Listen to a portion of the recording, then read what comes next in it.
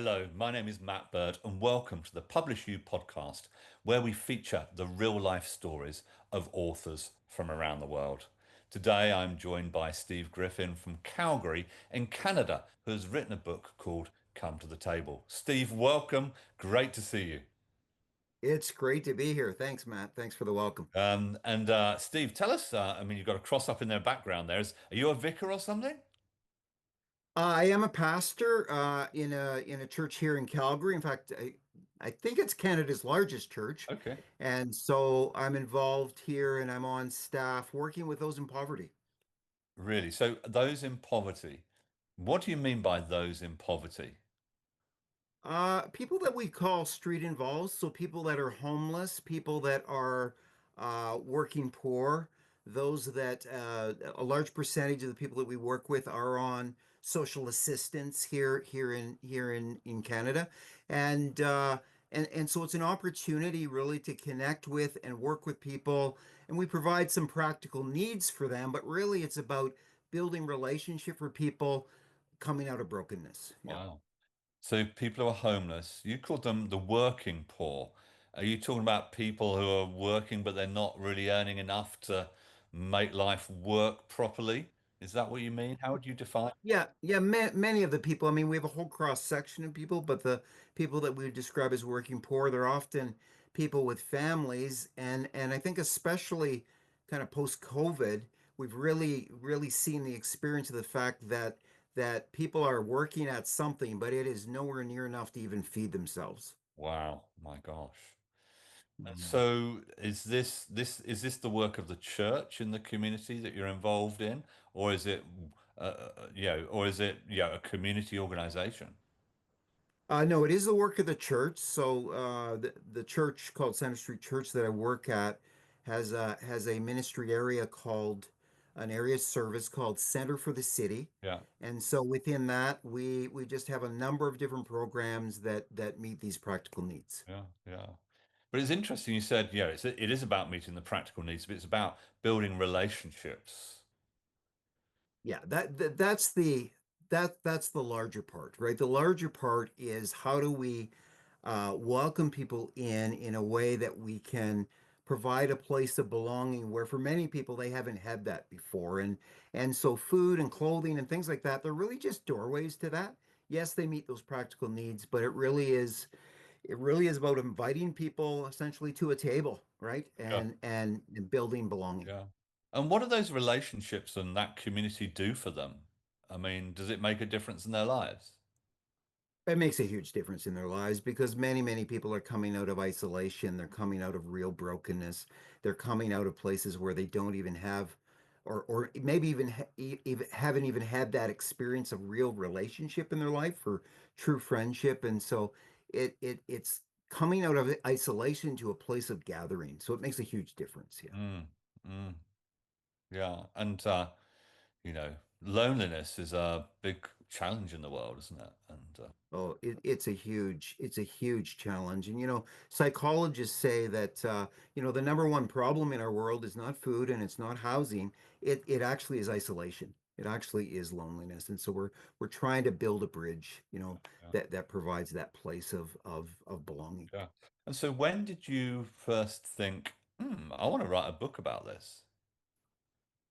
Well, it's interesting. I had written a book before, which was called Stuck, and it was basically about working with folks in poverty and how we walk with them towards something else. But I always had a dream of saying, well, the next step to that is really talking about what it is to build community amongst the poor, amongst those who are in need, Yeah, and um, and so that's just kind of been percolating for a while, and then it really is through PublishU that that's kind of became a reality very recently, and so I'm just delighted that that kind of came together in that way. But I've just really felt that need to encourage others to come and join in what we're trying to do, and we have a very large church, and so part of it is the church, but it's more than that. It really is within the community and asking people from the community to come and be a part of it. yeah, yeah.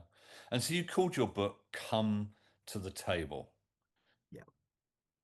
Yeah. Is that basically the invitation? You're not saying come and get clothed and fed, you're saying come to the table and build relationships and be part of a community. Exactly. Yeah. It's not about the food. It's not about the clothing. Again, we provide those things. They're doorways to something else. Yeah, The something else is a place where people, again, for the first time, I can be welcomed and I can find a place of belonging. And that really is what is needed here for people to walk forward into something different in their lives. yeah, yeah, amazing. And so, what does the book offer the reader? I get now that why it's called "Come to the Table," relationships, community. What does the book offer the reader? Well, I think what it offers the reader is, and one of the things that it just started to build within the book when I started to write it, is what does it take to overcome the objections that people have to work with those that are different than them, right? Those that are in this case in poverty are broken, that they don't really understand them, that kind of thing. And I think the book really is to really encourage people to say it simply is as simple as sitting across a table from someone and getting to know them, looking in their eyes and beginning a friendship, beginning just a connection. And that really is what it is that seems scary to a lot of people. I wanted to kind of overcome that fear for people and say, we can build community together. Yeah, yeah, amazing. So Steve, your book "Come to the Table." It's now published. It's available worldwide, not just in Canada. How does that make you Hmm. feel? Oh, it makes me feel, I just feel overjoyed. When I first started writing the book, I wasn't sure, and in the PublishU process, I can talk about that. It's, week by week, you're kind of writing some things and you're not sure what it'll look like at the end, but the reality is that as I walked through this, I really felt the way that it was being built. And I'm so excited because I really think it's a dream come true for me to really put something out there that says to people, you can be a part of this, and it's much simpler than you think. Yeah, So yeah, I'm excited. yeah, amazing.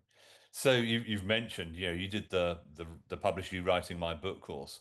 Um, how did you come to be on the course, first of all? Because that was slightly unusual, wasn't it?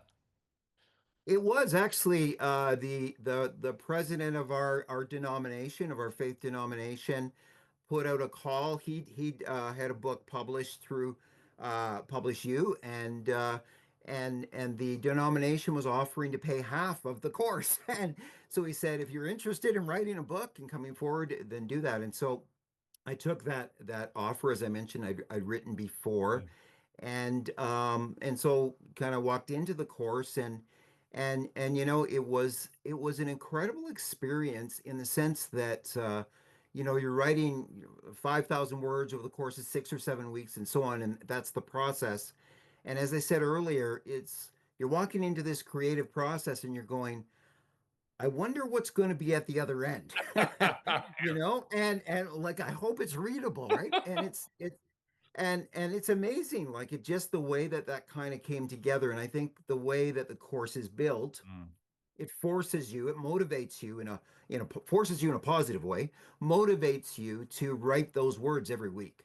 And then you're formulating that as you go. And so yeah, it just I came to it in a little bit of a different way, but it's been a great experience. yeah, yeah, yeah. So for you, the value of the course was around the process and the journey. Yeah, it really was. It was interesting. I had written this book, this first book, Yeah, and when I first talked to you, I said, I think I just want to rework this book and come up with a new one. And as I started in this creative process, it was clear to me, nope, this is a different book. yeah, This is the next book. And so yeah, I think that was the real value for me, how that comes about, yeah, and the fact that kind of process where you really are motivating yourself to produce, mm, it really works. It works well. Yeah. amazing. So I love that. I love the moment when you realized on the course that this isn't a rehash of the book you've written. This is a Yeah. new book, and you didn't Yeah. expect that at the beginning. And But I loved seeing that dawn on you. It was really powerful. So, yeah, Steve, the thank you. book's out there now. What do you hope your book achieves in the world? I hope anything I do in terms of what I'm doing with my role at the church and other writings I've done, and with this book in particular, is that it provides a doorway for experience for people to understand poverty. Yeah, Because there's discrimination, there's misunderstanding, there's fear about those who are in poverty, those who are in these places, and I really hope that people pick up this book. They say, I actually could be involved in service in this way. yeah. And I think part of the book was really trying to let people know is you receive as much, if not more, from the people that you serve than they actually do, right? And so it's that reality. So Amazing, amazing. yeah. Well, Steve, thank you so much for joining us, and thank you all for listening to the Publish You podcast, featuring the genuinely real stories of authors from around the world. If you've enjoyed this broadcast, please do subscribe for more. And if you're interested in writing a book like Steve, please do visit our website www.publish, the letter U, publishu.com, and reach out to us. We would love to hear from you. Thank you so much for joining us, and goodbye for now.